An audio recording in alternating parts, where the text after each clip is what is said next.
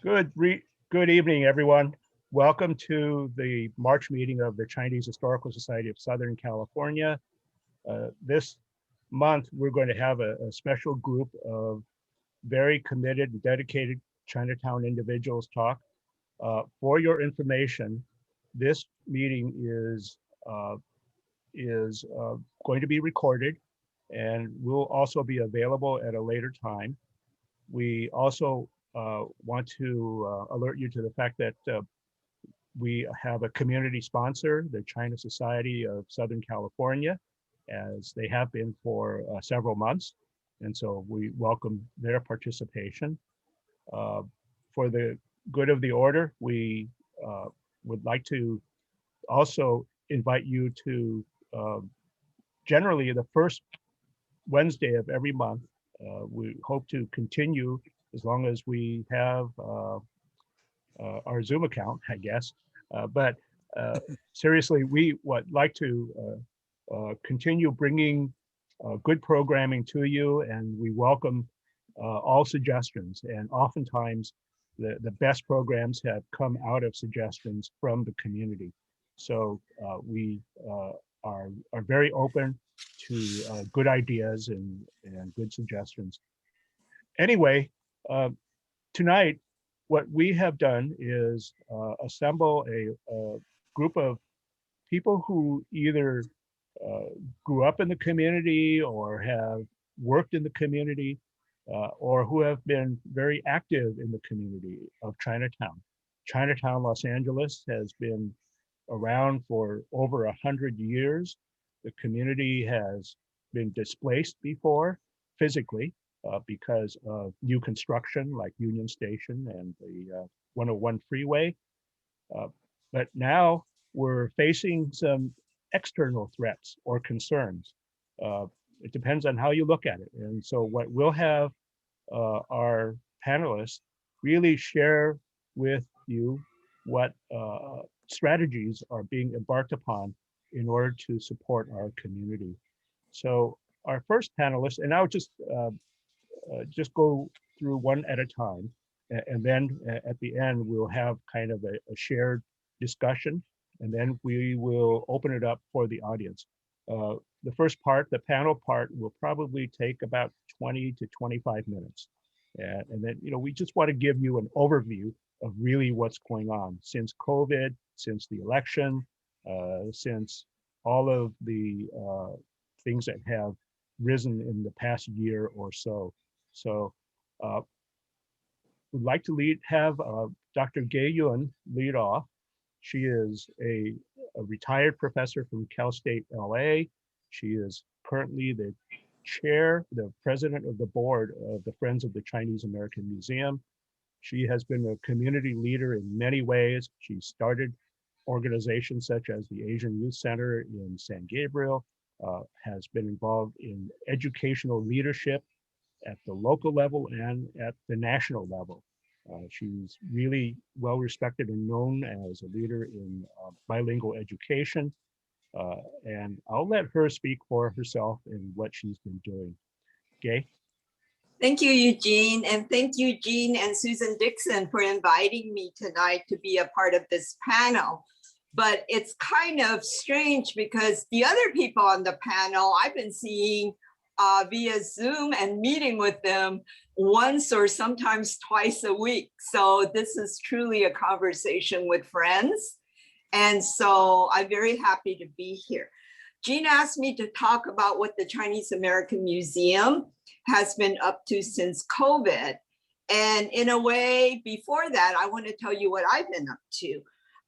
Jean mentioned that I've been in education. Frankly, it's been over 45 years, about 15 years in K-12 and 20 years or 25 years with higher ed, but always in the area of teacher training.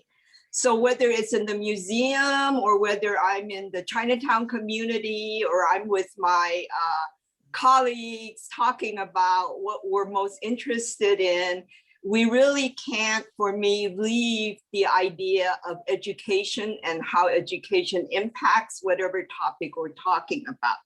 So as we talk about what the museum has been doing since COVID, I want to go back to a conversation or a presentation that the renowned author and journalist Helen Zia said last week when we had a Asian Pacific American Summit with LAPD.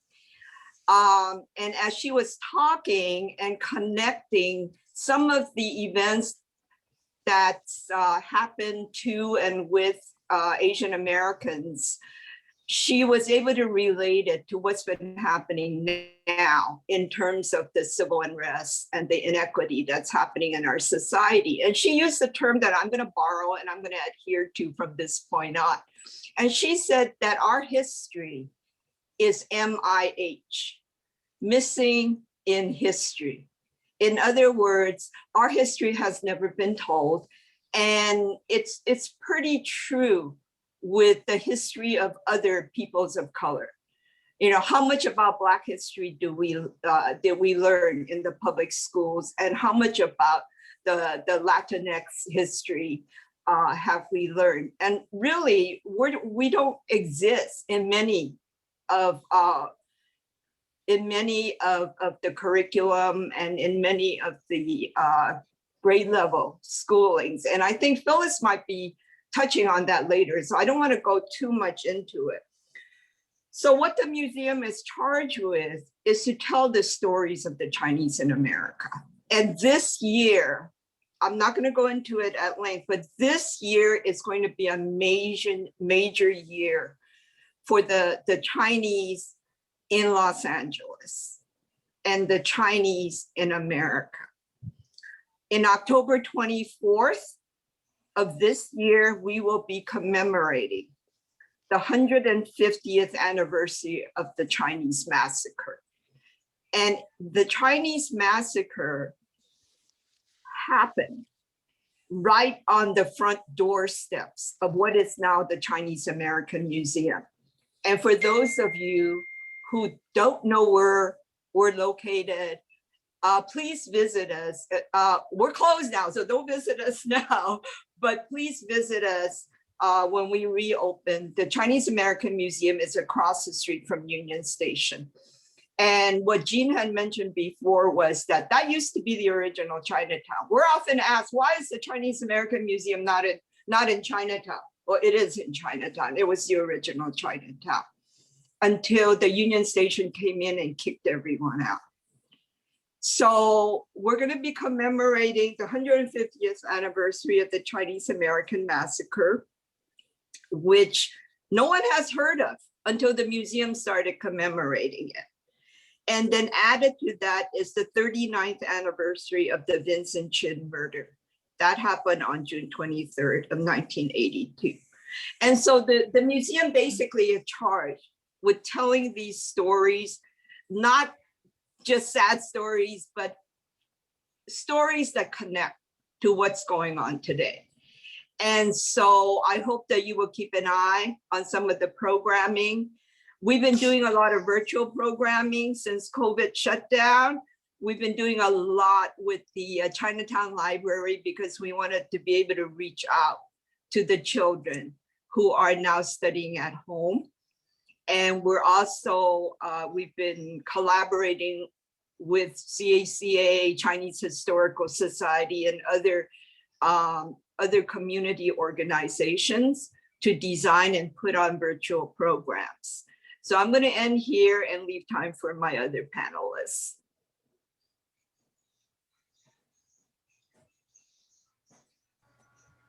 Thank you. I'm sorry. It sometimes takes me a moment to unmute. But anyway, there's been a lot of activity at the Chinese American Museum. And I think if you go to the website, camla.org, camla.org, I think you'll find a full list of all of the activities. We'll talk more about those programs later. Our next panelist is Phyllis Chiu. Phyllis has been a school teacher right in the heart of Chinatown for a number of years, and I'll let her tell you how many and what she has been doing. But in addition to her professional work as a teacher and teaching the children and the families of LA, Chinatown. She's also been involved in uh, civil rights and justice, community justice issues. So uh, Phyllis and several others, and King, who will follow, have long been involved as what we call activists in the community, all in support of the betterment of our community. So Phyllis, I'll let you take the podium here, and why don't you share a little bit about your history of work in the community, and maybe share a little bit of what motivates you. Why you have been involved for so long? Phyllis? Okay, thanks, Eugene, and thank you for inviting me. I'm really honored to be here with my my three fellow panelists from Chinatown. I worked in Chinatown Castellar School teaching primary grades for 30 years. And before that, I was a volunteer and I was also an education aide. And I worked with Gay and Susan Dixon. And I see that one of my bosses, Dore, is here on the Zoom also. But that's actually not what I'm going to be talking mainly about today.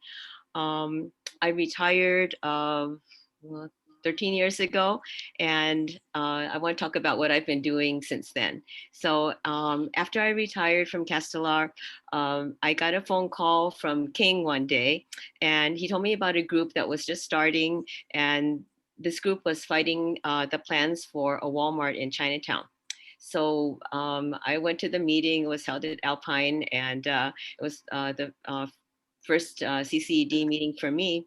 And I was really pleased to see some, lots of young people that I didn't know. And I also saw many of my former students. And some of you that were teaching might remember Sally G, Tanira Chow, Andy Lee, Sopat Pia. And I was just really motivated and proud that my former students were participating in this organization, and that led me to continue. So as you know, Walmart opened. We lost, and soon it closed, but it already damaged Chinatown a bit because some of the markets that were remaining in Chinatown were struggling. And after that, CCED began doing some more community outreach to residents in Chinatown. And we heard lots of stories about rising rents, about cash for keys, about wealthier white people moving in and displacing the Chinese residents. And King's going to tell you more about that, so I will not discuss that now. Chinatown is one of the communities in Los Angeles City and County with the highest percentage of senior citizens. And many of these senior citizens that are living in Chinatown don't have any family support. So some of them have been on the waiting list to move into Cathay Manor for years, 5 years and longer. And meanwhile, when they can't get into senior citizen housing that's subsidized on their fixed incomes, they just have to make do. So many of them live in substandard housing, and there's lots and lots of substandard housing in Chinatown. So they live in shared apartments, or they live in SROs, which is like a single room.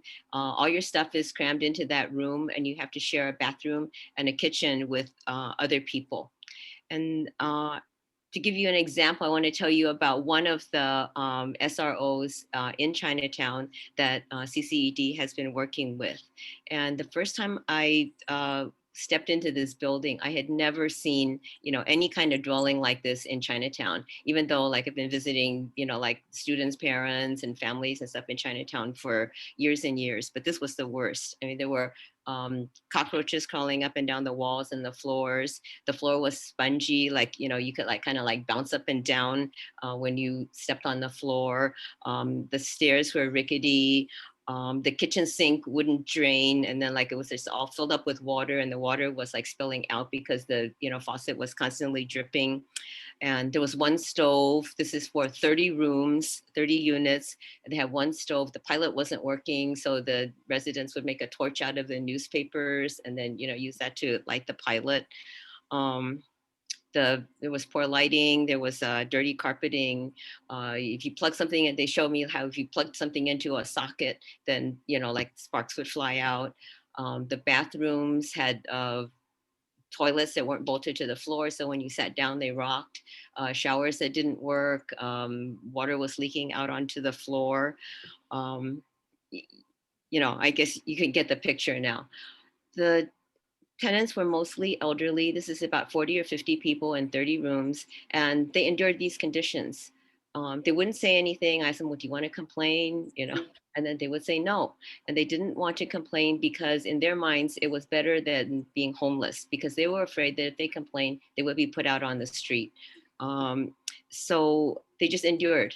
And they finally agreed to complain and protest and do something when their landlord raised the rent on them. You can imagine the conditions are like this and they're getting their rent raised. And the landlords, I debated whether to call them out or not, but the landlords are Robert and Elaine Chan of Eastern International Bank. And I think, was it the Historical Society that gave them an award one year? We have landlords that are our own people, in Chinatown, for these kinds of buildings. And CCED has been working with this building for several years now, working on the habitability and, reporting the habitability issues and, trying to stop the rent increases. Phyllis, may I ask you a question to sort of close out? And that is, I think you've been involved in some working with families or people with language, with English skills. Is that something that you've been doing for a while? Yeah, that's something different. Yeah, that's not part of this work, but that's I've been doing a volunteer ESL class since That's in Chinatown that you've been doing. In Chinatown at the Sister it was at the Sister Chavez Gardens until the pandemic. So that's a virtual affordable housing project. Yes, that's an affordable housing project by Chinatown Service Center and Little Tokyo Service Center. And maybe what percent? I'm sorry, I'm kind of jumping into with some lead questions here, but I'm sure there'll be many more later. And by the way, for the audience, please feel free to write your questions in the chat box, and we will try and get to as many of those as possible. But so Phyllis, would you say that what percentage of the kids, the students, or the families in Chinatown are Asian or Latino or other? Well, Castellar has always been about, and I don't know now. Now it's different because there's a dual language immersion program. But Castellar has always been about, 2/3 Asian, 1/3 Hispanic, and a few, others. But it's been years since I've worked there, so I'm sure other people have more, up-to-date data. Well, out on the streets, it's probably borne out, to say, if it's 1/3 Hispanic, that's really what our community is. We have a diverse group of folks. Let me move on to King. King's been. I don't get to. I used up all my time, Gene. Yes. I did. Just like Gabe indicated, teachers just like to talk, or they like to share, right? I think. Oh, I was going to talk about the pandemic. We'll talk again during. Let me come back around. I didn't get to too. Okay. Yeah, so right. we'll give King a chance to share what he's been involved with. King worked for the state, and but in the meantime, he was practically a full-time community activist, and over the years, and even though he was, and actually one of the great advantages of being an immigrant here is that King can speak the language better than I can. that many of us who are ABCs are a little bit handicapped because we I speak. yeah, well, not that we avoided Chinese school, but we were too far away from Chinatown to have really had that opportunity. And so I really envy people who can really communicate not only to the elders, but also to the new families and new immigrants. So, King, why don't you share a little bit about what motivates you to be involved in what you're doing? King, you have the floor. Well, that was not part of my presentation, Eugene. You kind of little sidetracked me. But anyway, I when I was younger in the 70s, I worked in Chinatown for a while. It's called Rest Haven Community Mental Health Center as an outreach worker. At that time, there's a lot of immigrants coming in from Hong Kong area. So my job was to outreach to them, talk about all the services that are offered. And in the process, I understand like how hard it is to be immigrant. I mean, I myself was a pretty recent immigrant at that time. So, kind of attached to Chinatown. And also my mom was a government worker in Chinatown. I remember she said, well, she's buttons, she can use a sewing machine. So you get 1 cent per button. So, kind of, wow, you may get about $1 an hour or maybe even less. So through those experiences, I find that, identify with the people, the immigrants living in Chinatown and work in Chinatown. But, for me, right now, I'm dealing with mostly tenant issues and gentrification issues. Recently, Supervisor Hilda Solis, she passed a motion called the Restorative Justice Village Master Plan. And she even recognized it herself that Chinatown is going through rapid gentrification and displacement. And she wrote that a lot of the small business and residents that build a community because of development pressures, they may not be able to stay. So that's very important because um, things are changing pretty fast. The master plan have a section which, um, according to her, is a guide to use the county-owned land in Chinatown and how to see it helps to the needs of the Chinatown community, but also others. But the main thing is that how do those land that they have in Chinatown help the community and satisfy some of its needs. The rent in Chinatown are pretty high. If you look at the most recent development, La Plaza Village, a 429 square feet studio costs you $1,700 a month. And that parking is extra.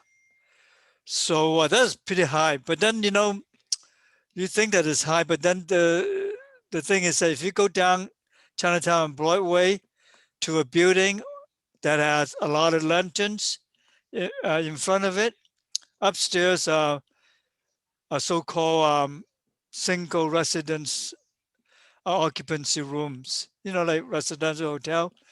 The Chinese 叫佢散仔房. If you go to rent one right now, a small room less than 100 square feet, will cost you $600.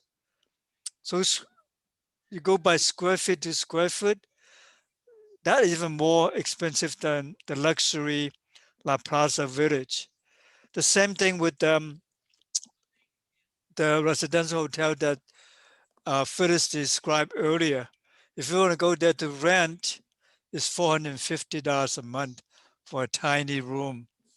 So that caused a lot of problems because when one landlord sees another landlord can get so much, they want to jack up the rent too. So another problem that we have is that in Chinatown, we have many affordable housing developments that were built maybe 30 years ago. Many of them, the covenants are almost up or they expired.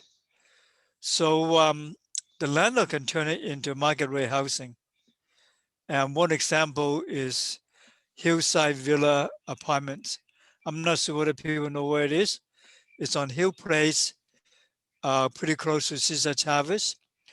The landlord, is trying to turn it into a market rate housing. So the rent for many of the tenants almost doubled. So that pretty upset the tenants. Some of them have been living there for 30 years. So they went to council members Gil Cedillo and had him push a motion to use eminent domain to buy the building, and so that it will become remain a affordable housing site. Another thing that is happening in Chinatown that affect everybody else throughout the whole country, the whole state, is that during this pandemic, there's a lot of protection for tenants and small businesses. But then, and when the pandemic is over, what is going to happen? I'm afraid there's a big eviction tsunami that's going to happen. I'm not sure how we're going to deal with that. But anyway, another thing that is kind of upsetting is that remember the Oiva market property?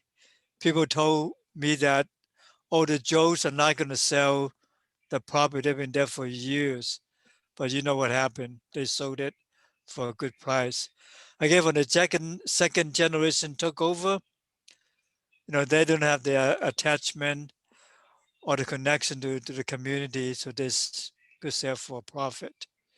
So one of the things that some of us are doing is to try to form a community land trust, raise some funds, and try to persuade the old timers to sell the property to the community so that we can kind of slow down the invasion from the outside.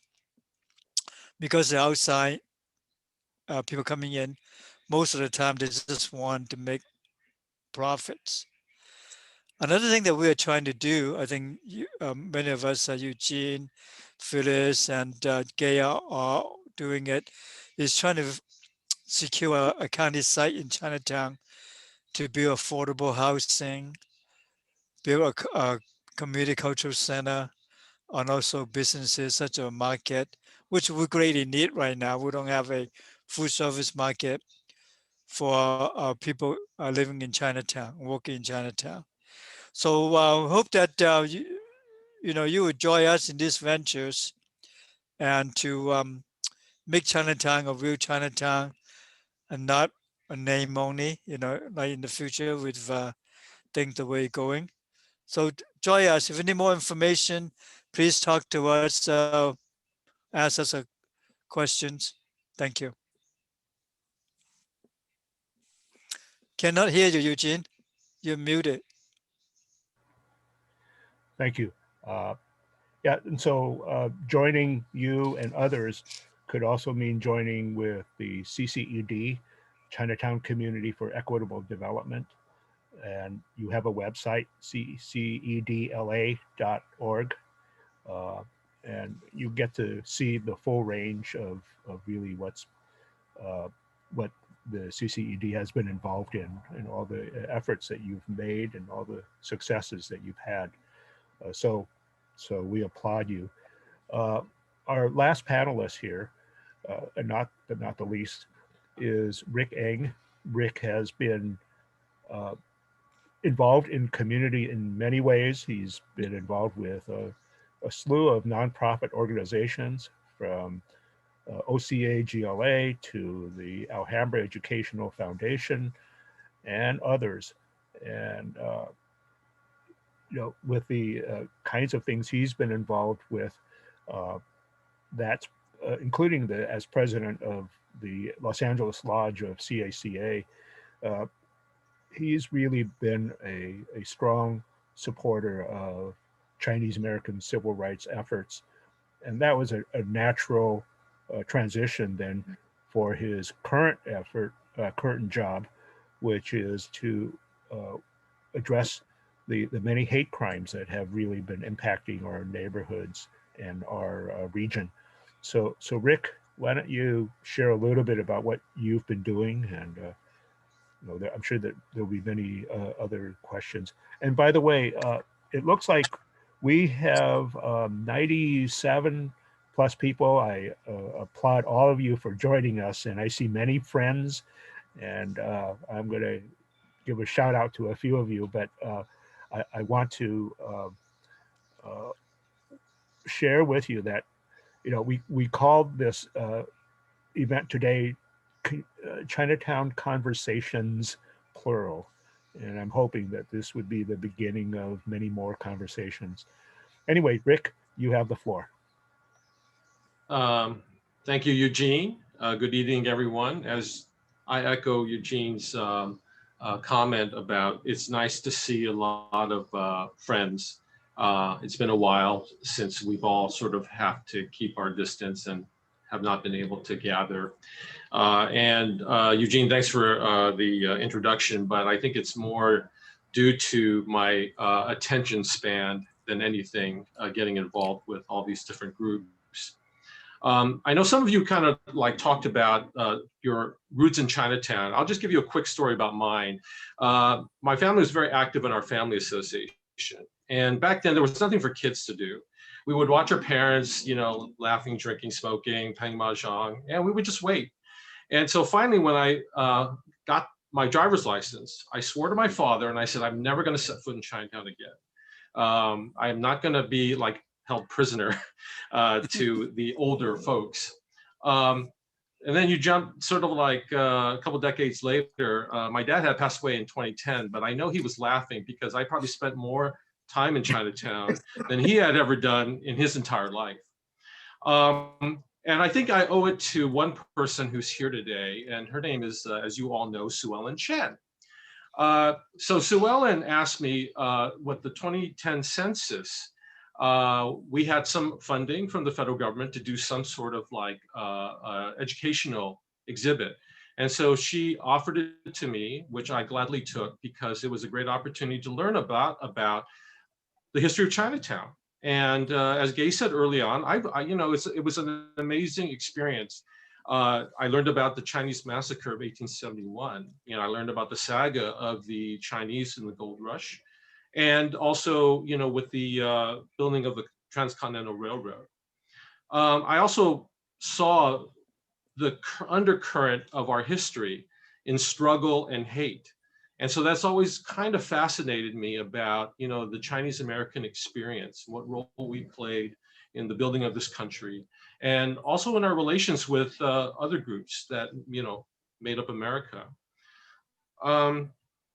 Last year, in June, I became the program manager for LA versus Hate, which is something that was initiated by the Board of Supervisors in 2017 to provide a program that would confront the hate act, violence, bullying, discrimination that was happening in the greater LA County. A couple years later, it became an organization that had 4 coordinating entities. You had the LA County Commission on Human Relations. You had 211 LA, which is the entry portal for victims to report hate incidents that they witnessed or have happened to them. You had Task Force PR. They're an agency probably well known to many of you for their the Obama Hope campaign. They did a lot of the marketing and graphical collateral. And then you have Special Service for Groups, which is where I work. And we are responsible for what's called the Rapid Response Provider Network. They're made up of about a dozen service agencies and nonprofits. Many of you are probably familiar with them: Churla, AppCom, ADL, Bienestar, among many others. And they have programs and services that support and address victims of hate acts. And SSG's responsibility is to work with victims via the 211 entry portal, where people would report their crimes. And then we as a group would gather in what they call a case conference. And we would examine all these different reports, and we would try to work with the victims in finding them the assistance that they need. It could be medical, mental health services, homes, I'm sorry, shelter, food, and sometimes just basically someone to talk to. I've had the opportunity to actually speak to many victims. Most of the time, you know, it would be where the cases would drop off. In some cases, we help sort of like provide assistance to them, and they've more or less made a recovery. But one of the things that I also learned from this experience is that I know there's been a lot of what's been going on with a rise in anti-Asian attacks. We've seen it, you know, nationwide. I made the conscious decision of not really listening to social media as much, because I needed to sort of keep a very objective view as I was, you know, working with the victims, and that was my primary goal, and what I felt our group was. And so, as we know, social media, for all its good and for sometimes its problems, there was just a lot of misinformation, you know, hyperbole, commentary that often gets confused for factual stuff. And so we had to be really, really careful. And a lot of times where I've got my sources are for people like you, like people that I collaborate with, like Eugene and Gay and Sue Ellen, and also talking to law enforcement and justice agencies.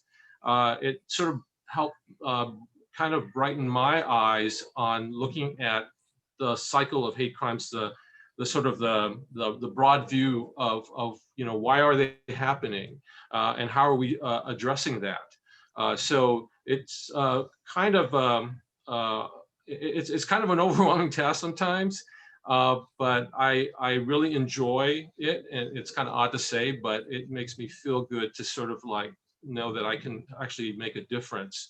And I can work with different groups and different people. And you talk about networking.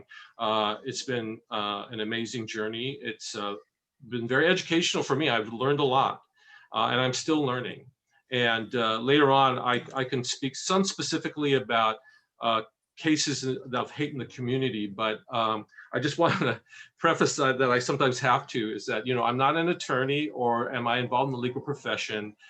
So anything that I may talk legally, it's not to be construed as legal advice. I hope I'm saying that right to all you attorneys who are out there in the audience. So, but anyway, thank you, Gene. Well, Rick, can you share with us some of the individual efforts that are being made? Are there committees, let's say at the school district level or city level, or other agencies that are engaged in helping overcome this challenge? You know, is Metro involved? Maybe you can, you've been going to a lot of meetings, I'm hearing, so maybe you can kind of share a little bit of some of those commissions or committees that you've been participating in. Yeah, I can, from my experience, share with you what I think works, or has been working. If we go from a sort of a civic point of view, we are seeing a momentum of citizens really taking to task their municipal leadership. And one of the things that we have been kind of seeing is a demand for like a human relations commission. Now, some cities already have that, but last year, the city of San Gabriel established the HERE Commission, which stands for Human Equity, Access and Relations Commission. And it's kind of serving as a model right now to house the people of the city, as well as those who are invested in that particular city. They can either have a business there or maybe family members there, are really like looking at sort of like the picture overall in terms of how can we create an environment, a safe environment, a tolerant environment, a respectful environment. And this is something that is oftentimes cities or the law enforcement don't venture into. So I'm glad to see that happening now, and we're working with the cities of El Monte and West Covina, and even some of the cities in the South Bay on trying to also establish these commissions or these councils, because in a way we think that's a way of drawing in the community. One of the other things I can speak about is we're talking about what Gabe brought up about history. I'm being a member at one time of the Chinese Historical Society and being on the board.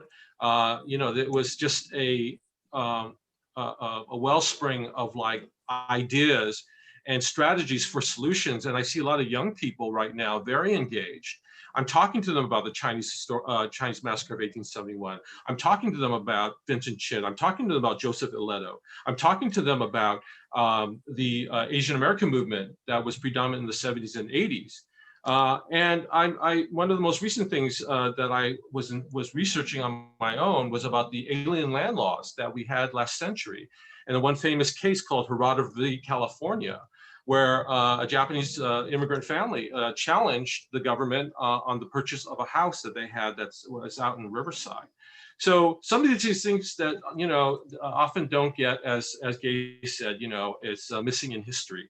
And so when you talk about these with young people, our future basically, you get very inspired because they're also very inspired to use what you can teach them and apply that to whatever kinds of movement they're planning to do. Thank you, Rick. And that's a lot of insight on some of the background activities that are going on to address some of these issues that we are kind of hearing about. Is someone getting attacked on the streets in San Francisco or New York, or at their home? So that's one of the concerns that I know we will have. I'm going to open it up to questions in just a minute, but maybe I want to have, oh, by the way, so I see a lot of friends in the audience, and I should at least mention that Susan Dixon, current president of the CHSSC, is on the line, and also two past presidents. I see Tom McDonald and Don Liu are listening in. So welcome, hello, and I haven't seen you guys in a while, and hopefully we'll have a chance to get together soon.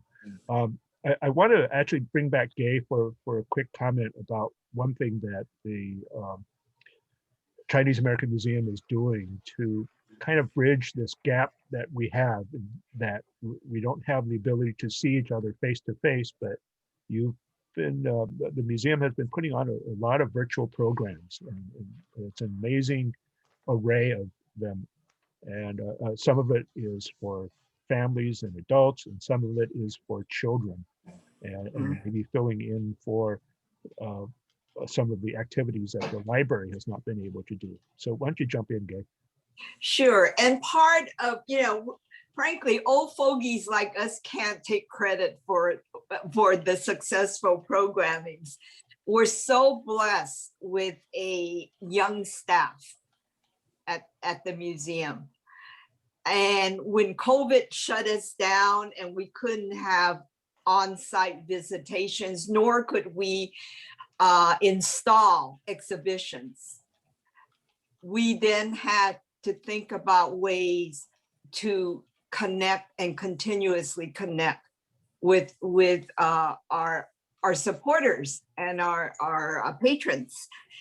And we also recognize that we need to engage the young people, the elementary age students, and to keep them interested in what the museum is doing.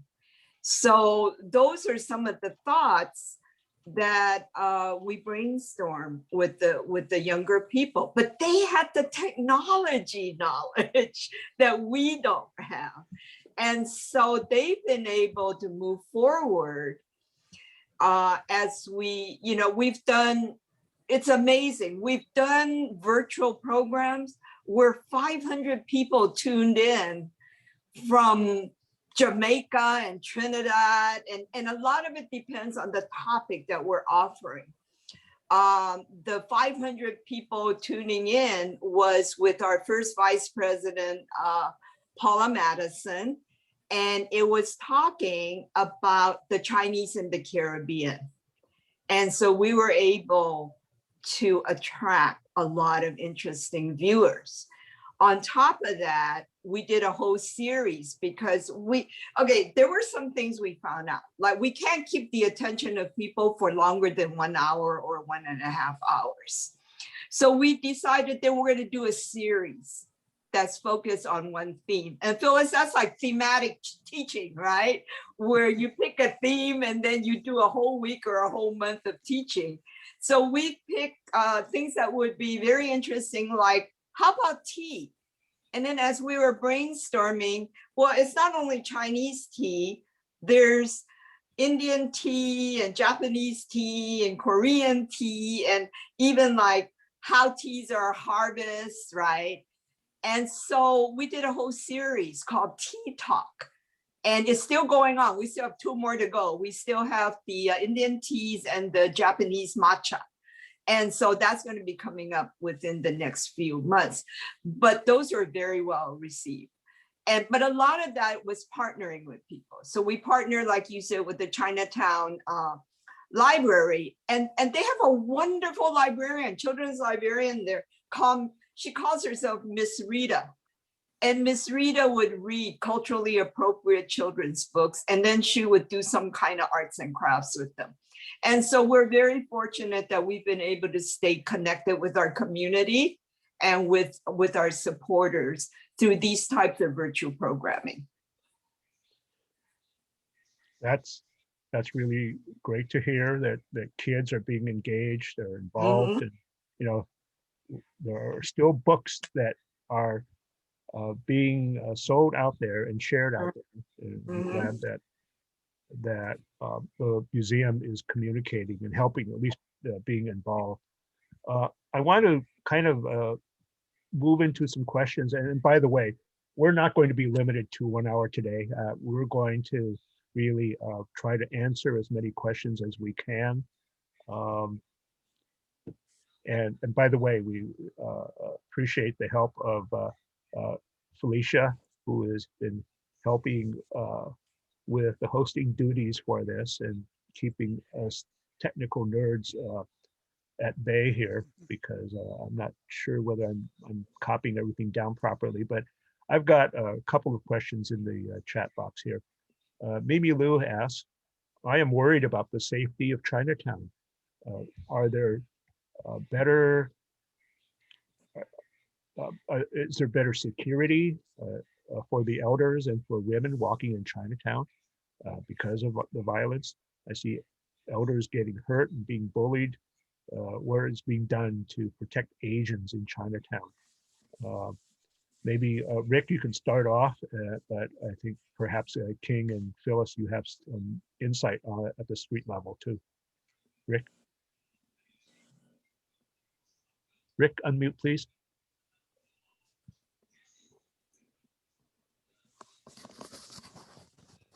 Rick, I think, yeah, good. No, someone had to release the button for me to be able to unmute, so that's why I was having problems. So sorry. Yes, as you point out, Eugene, obviously around Lunar New Year, we started seeing sort of like an escalation of attacks on seniors, Asian seniors. And we probably have heard about the attacks that took place in Oakland, and also notably and tragically, the attack on an 84-year-old Thai gentleman in San Francisco. Now, because it wasn't, these didn't happen here in LA, but Northern California law enforcement and some of the civic organizations reached out to us and wanted to know, what we saw, what we can contribute to the investigation. All I can say is that when I talked to some of my contacts in law enforcement and why some of them viewed that this was not an act of hate. It's a very complex thing because there's a lot of factors. The motivation of the attackers. Some prosecutors will tell me that we don't know what goes on in their mind. It's kind of hard to prove. We have the evidence. We can see video, but then we also have to make those judgment calls. But what's more important to me is the community response. So we had in Oakland, there was a very large convening of AAPI leaders and African American leaders. And when we saw things happening down here, we saw various groups trying to get together. I think they were also trying to mirror the sort of scale of a lot of what they saw up in Northern Cal. And I've been asked, why has it been challenging for, our community to kind of get together? I kind of, I really couldn't answer that, without just, citing, stats. But what I did say is that I think we are all, and this is my observation, my personal observation, we're all sort of like in that sort of struggle for our inner compass. I see it.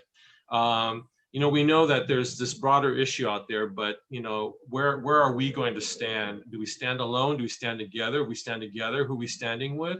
What is going to be our message? How can we unify together, as well as bring in our community allies?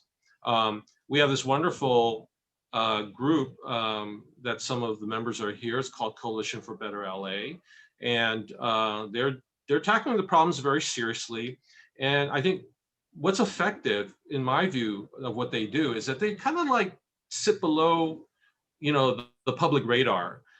They're made up of like, many outstanding leaders in the community. But yet, I like their approach, because sometimes that's the way you get things done, is that you have the conversations. And of course, they're right below the surface enough where they are, attracting attention.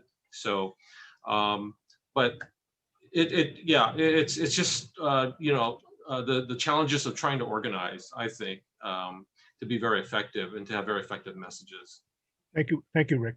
Since you brought up the subject, I think what I want to do is to have Gay talk a little bit about the Coalition for Better LA, and then I will definitely go back to Phyllis and to King about safety in Chinatown.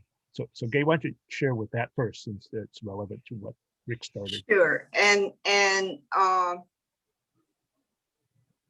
it grew out of my internal struggles as being chair of a museum that is a 501c3 that shouldn't be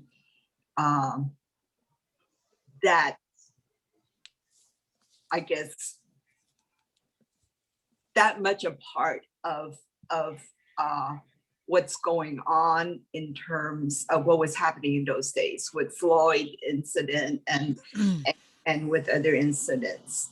But I was struggling. So I spoke with Paula Madison, and we started talking once a week at 8:30 in the morning every Wednesday. And we talked about what are some of the issues that we in Chinatown and Chinese Americans are in fear of and would struggle with.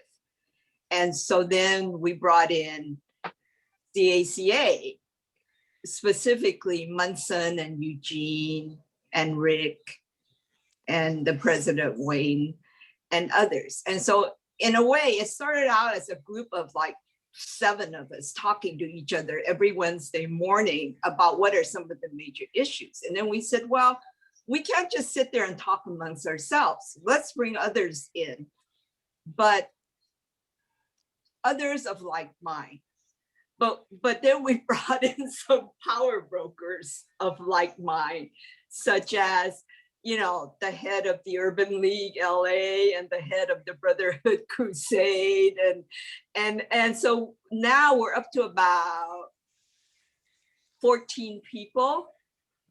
But part of what we prioritized had to do with police reform, right? And equal access to schooling, equal access to food and lodging and that type of stuff. And so because of, I think this group, as Rick said, of flying kind of under the radar, but speaking out, we were able to have a one-on-one with LAPD Michael Moore. And then when Michael Moore got involved, and then Stuart Kuo and later other people joined us. And when Michael Moore got involved and he heard our concerns on the anti-Asian hate crimes, he brought all his lieutenants into a Asian Pacific American summit. And I don't know if you know, Rick, but the follow-up to that summit from last Wednesday is that LAPD now is going to invite Connie from AAAJ, Asian American Advancing Justice, and also APCON to do some briefing for them. And then what led on now, what happened today's meeting was, you know, I told Rick about an incident where one of our friends came victim in Temple City. So it does happen down here, right? So almost got attacked with an axe in Temple City. And so wasn't there a presentation to the police commission to yeah, well, it started out with presentation to the police commission, then the chair of the police commission made sure that the police chief met with us one-on-one, and then from there, then the police chief pulled together all his lieutenants to this Asian Pacific American summit. So one person or a group of people can affect change. It's just a matter of, in my mind, and I've always operated this way, right or wrong, is I always try to access the top because they're the ones who can make things happen. So going back to Temple City was, it was Amy Lou's husband. I forgot his name. Well, Tilden. you don't have to name names. No, it's out. It's out, yeah. It's out all over social media. But when it happened, I mean, she put it on Facebook, right? So I called the city council person who happens to be a friend, and he got a hold of the sheriff's office. But what happened today is, it's one thing to go after LAPD to talk about reforms and what our APA needs are, right? But then we should also start talking to the sheriff. And so that's next on our burner right now. So, well, there's a lot to discuss, and Rick posted on the chat box that you can contact the 211 website. What is it, Rick? 211? 211la.org. Okay. They'll give you a number that you can call, or you can actually enter any report on an incident with the web form. And that gets to a care response person who records it. And then a care coordinator will contact the victim or the witness to get a more detailed report. So, and let me just say too that I know some people have reservations about actually communicating with the police. They're not comfortable with it or whatever reason. So we are not connected to the police whatsoever in terms of like they have no ability to access reports. But inevitably, if they want to, go to the police once this investigation on their incident progresses. We work with Crime Stoppers, and they use a mechanism of gathering information the same way the police does. And so, if they're not comfortable with talking to the police, they can at least talk to Crime Stoppers. That's great. I want to share a question from the audience here from Robert Louis, who has been a great supporter, by the way, of the Chinese Historical Society. Thank you, Robert, for all you've done for us. And you've actually supported many of our interns through their projects. We actually have a whole stable of interns who have been working in our archives and with various projects uh, virtually or helping with our digital assets. And so we appreciate what you have done. But your question was about issues with getting Chinatown residents the COVID testing or vaccines. And I think Phyllis and King, I think you, Phyllis. yeah, Phyllis, why don't you start off? Phyllis might have to unmute. Yeah, got it. Okay. Unmute. All right. I'll talk about the vaccine in a second, but I just wanted to touch on that the anti-Asian violence thing. I think that yes, we have to address the political situation and the pandemic that caused some of these recent incidents of hate or violence against Asians, but I think that it's really important. I was on a Zoom with Judy Chu this weekend, and so she was talking about how they're coming together, both not just Asians ourselves doing something about this, but we have to stand together with, she said that, they had a press conference with the Black Caucus and the Hispanic Caucus and the Asian Caucus, in Congress all together to present a united front on this press conference against hate against Asians. And I think this is very important that we stand together with other people and not just think that, blame the crime on, say, Blacks or Hispanics or other people, but that we, Blacks and Hispanics face, actually even more incidents of hate crimes than Asians do. And so, we should have a united front on this. Okay, so that, I just wanted to throw that one in. Yes. So I think going back to the vaccines, yes, there's been a lot of stories about vaccine inequity, right? The inequity in the access. And well, we can all see that, it affects Chinatown because, the ways that we had to sign up before, it's been being corrected now, but the ways that we had to sign up before were online, okay, or on the phone to an English speaking person that answered the phone. And if you could get an appointment, well, where was it? You had to drive a car to Dodger Stadium. So many of our residents in Chinatown, of course, could not use this technology, did not speak English, and had no cars to drive to Dodger Stadium. So a coalition of Asian American groups led by APCON has been working on this, and it's affecting other Asian American communities as well. So we were able to get a mobile unit. This is with a lot of pushing, a lot of people's work to do this, a mobile unit in Chinatown the week of February 23rd. And they gave Chinatown 800 doses of Pfizer, and we were able to get 800 people from the community vaccinated. And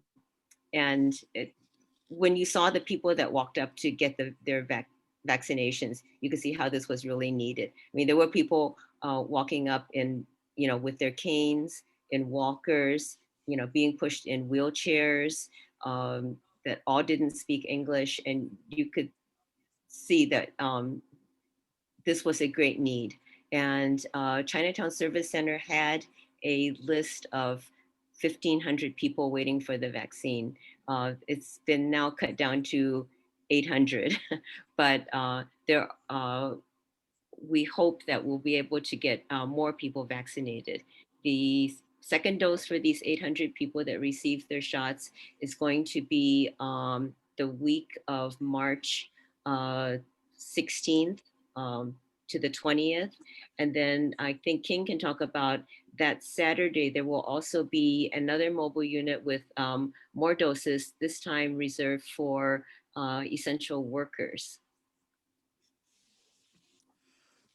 Well, I just connected Senator Maureen Elena Durasso's office with Peter Eng. So they can bring 500 doses on March 20th to Chinatown. We'll be at that big parking lot on Hill Street between Asian Center and the China Service Center office. And,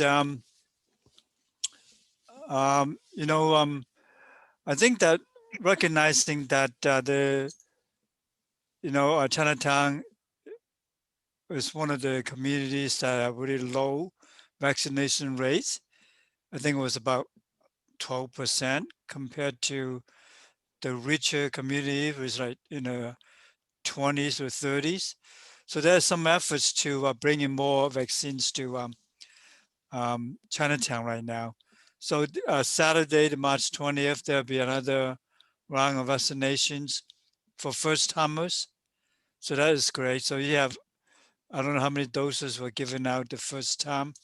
So last 2 weeks ago. So I think we're making some progress right now. Going back, I also want to talk about the hate crimes. So knock on wood, nobody has said that anybody got attacked in Chinatown. But right now, there's some people patrolling Chinatown. And I don't know how often they do it, but there's some people doing that. Also, 2 weeks ago, there was a protest gathering at the State Historical Park about hate crimes. So that was happening. And then this Saturday, the 13th, there'll be an event hosted by Japanese American National Museum, right in front of the museum. CCD is part of participant, as well as some other folks. And you're going to start at around 3 p.m. on Saturday. So it's a coalition of folks trying to talk about Asian hate crimes. So hopefully people can go there to support. Well, this is all good background. It really demonstrates that there are some really dedicated people motivated to support the community, to help support self-determination. We really can't rely on the outside world or the government or for larger society to support our community. We really have to step up and really be involved and be engaged. So that's one of the great things I enjoy about working with all of you guys. It's just very, not only is it just rewarding personally, but it's just, I learned so much from all of you. One of the things that there's a question here from Terrence Butcher. Have there been any restaurant closures as a result of COVID and everything else? Any comments? Who knows what's closed? We know Ocean Seafood is closed, but it might have been really on its last legs anyway. And Plumtree closed. Plumtree Inn closed. But many of the others, I think, are still doing fine. Right? Golden Dragon has tables and out front. They were closed for a long time, but they Yeah. just opened. Yeah. I don't know whether they're doing that well, but I think that I know that some businesses are not paying rent. That is a big problem because there's no income. And it's so hard to apply for those PPP loans because you need to have computer, you need to have email address, all that stuff, know the language. So that's a big problem.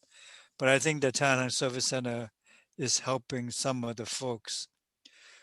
I think the main thing is that right now, I think we are still trying to see how we can, I guess, buy hot meal from the restaurants and then, deliver to people, especially in those single, what do you call SRO buildings, which is, I don't know, kitchen to cook. So I think that CCD is still doing that, for, just protect the people for survival, basic survival purposes. Oh, King and Phyllis, I have a question. I just raised my hand, but I'll ask it. Can you tell me what was kind of going on with Project Room Key? I know it had ended like in late summer, but what is the current use of those hotels that participated in Chinatown?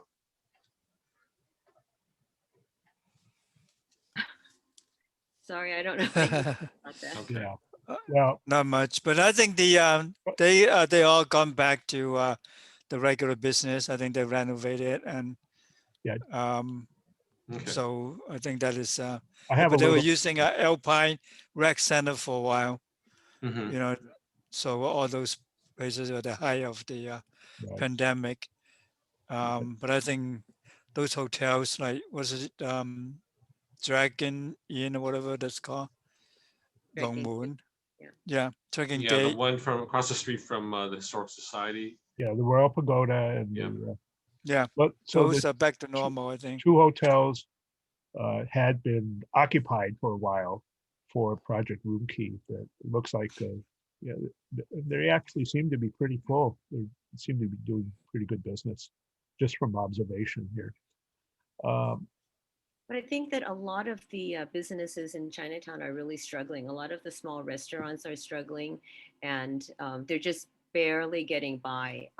So we have a big audience here, and if the audience here could actually, everybody could, support these restaurants and support the Chinatown businesses, that would really mean a lot to them. I know that Dorothy Wong, who maybe has worked with the Historical Society before, I'm not sure, um, is working with Little Tokyo on a Little Tokyo legacy restaurant list. And I think that she's really eager for that to happen in Chinatown too. And they have ways, they have worked on ways in Little Tokyo to protect all of the businesses and restaurants in Little Tokyo that are also facing similar problems to ours. So if anybody's interested in taking on this kind of work, I think it would really be helpful. Yeah. We need to do more for our community. yeah, Dorothy is a preservation uh, advocate, a consultant who lives in Chinatown, and I think that uh, all of us could help with the process of developing a list of legacy businesses who really deserve recognition and support, especially if they're facing rising rents. So uh, we all have to come together for this. I see a question from Patricia Thompson. Is the Historical Society working with King to create a land trust? Tell us, I think you commented on the land trust earlier, King, but maybe you can say a little bit more about how the community has been networking with other land trusts. King, I don't know if you heard that question. Yeah. There've No, been some, Phyllis, want to answer that? I think that Go ahead. I'm kind of in and out of that group more. I think there have been some meetings, and I think what's been good is that there have been some young people involved uh, who are masters in urban planning from UCLA and others who have a community background. So maybe Yeah. Phyllis, Well, you what happened is that it's a learning process.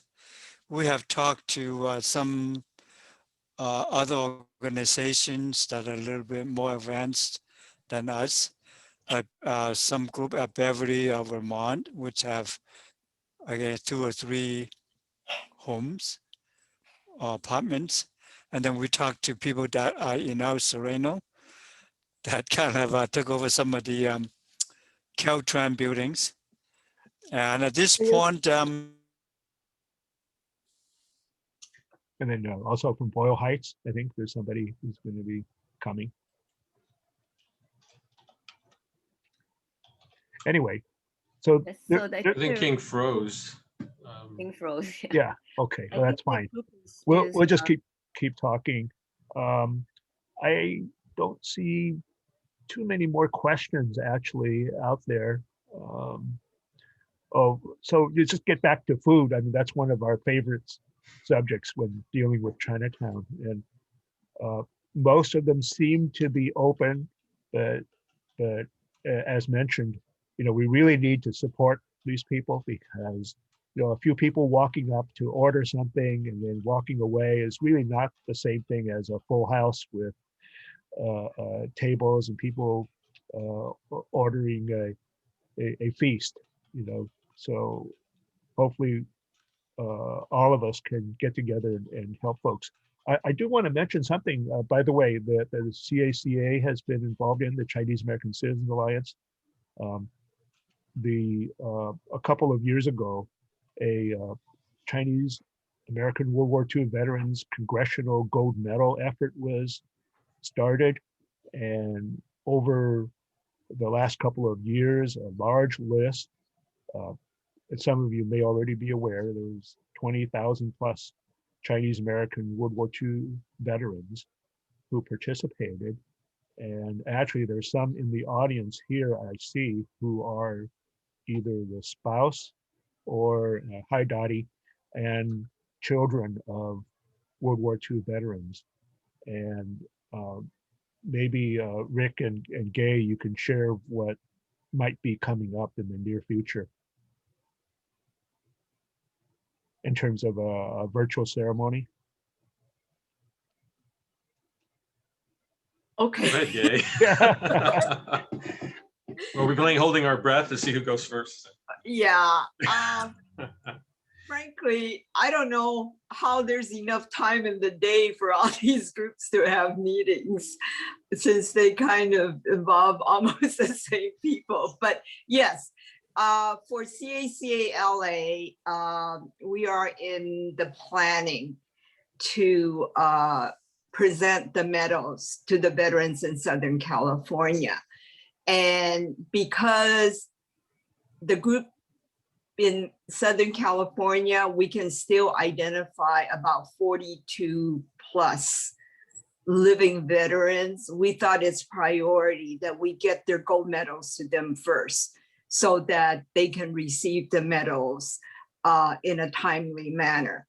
Eventually, we will be planning a ceremony that will honor all the veterans in the Southern California area, living or not.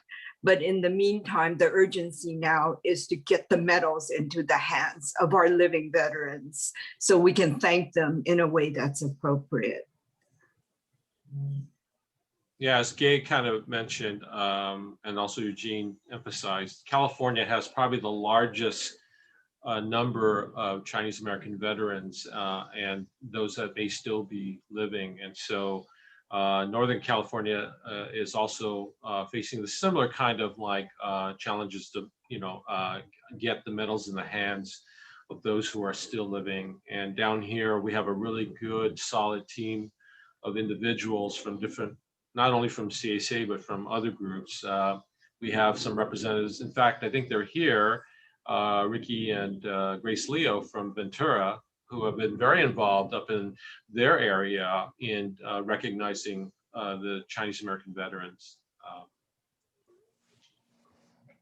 So that's coming up. So that's a program that I think we all should be looking out for. And, when you see these 90-plus-year-old veterans smiling and grinning as they receive their medals, it really makes you proud that, our families, our forebears, our parents' generation all have been involved in American history. And that's what the Chinese Historical Society has been all about. It's about discovering and sharing our history and really helping the broader public understand that we are all a part of America. So I don't know Eugene, yes. Can I also add to that, as we're talking about the CGM, every 2 years, CAC has its national convention This year was supposed to be in Portland. They were going to be the host city, but due to COVID, we have now brought that sort of as a virtual event, which offers a lot of advantages. We'd like to invite many of you, all of you here who may be interested in attending this. This will be in August. We'll have more information on it, but the registration is being waived. And it's going to be a week-long event. You don't have to attend all of them, but we'll have some interesting programs. Some of it will probably reflect some of the discussions we had in today's topics. But I just want to let you know, those of you who we'd love to have you come and see how CAC operates when we have our not only events of like workshops and panels, but there might be an opportunity to actually see how resolutions get debated and voted on. And these would obviously be things that the national organization, as well as the 20 chapters in the system, will adopt. Well, I think, Can I give, yes, please. can I talk a little bit about education for 1 minute? Absolutely. You can have 2 Okay. minutes. So, okay, thank you. So I started my talk about talking about missing in history, about our stories not being told. And there's been things that are moving forward, little steps that are moving forward in California and in LA. And I kind of want to update some of that. I retired from Cal State LA after 25 years. The year that I retired, they decided finally to establish a Department of Asian and Asian American Studies. And so we're very happy to have Dr. Julie Foon, who just stepped off. She was part of this this evening. Anyway, she is one of the tenure track professors that are hired for that department. But even more exciting is that the president of Cal State LA formed a College of Ethnic Studies. So Pan-African Studies, Latinx Studies, and Asian American Studies will all make up the College of Ethnic Studies. Now, if you think this is LA and it took us 25 years or more to get these, forward movements, basically it's about time, but I'm thankful for every little forward movement that we can have. In the California state level, having to do with K-12 education, they're about ready to roll out their California Ethnic Studies curriculum. It's not perfect, it's still, there are a lot missing from it. But people like Eugene Moy and people like Susan Dixon and other educators that feel passionate about Asian and Chinese American studies really worked hard to correct some of their errors and trying to get them to embrace more lesson plans. So I want to thank Eugene and Susan Dixon for moving forward with that. Alhambra School District and other school districts are looking at making ethnic studies a graduation requirement.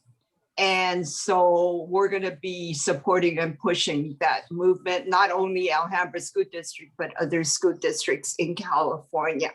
And then finally, if you've seen the PBS multi-sequel sessions on Asians in America, Asian Americans in America, Pat Lee, who is Stuart Cole's wife, headed up a program to write curriculum, lesson plans that match and collate with each of the sessions of the PBS program. And that now is ready. It's loaded up to the PBS website and is loaded up to the AAAJ website, and they're looking at training teachers to be able to implement these lesson plans and curriculums. And I see a lot of teachers in our participant list at various levels, and I really encourage you to look into it. And if you have questions, go ahead and either email me or PM me. So it's been 90 minutes and it seems like it's only been 5. There's so much more to learn. There's so much more that's going on and happening in the community. So one of the things that we want to do is to continue and have more discussions. One of the concerns over the years has been the lack of a Chinatown newspaper. Now, a few years ago, a young grad student, Wendy Chung, really led the effort to start a newspaper, Wapao, or magazine, and that was distributed free in a variety of venues around the community. And unfortunately, family business really required her to step away. And now the Chinese American Citizens Alliance is really having discussions about revitalizing and getting restarted on a communications vehicle for the community.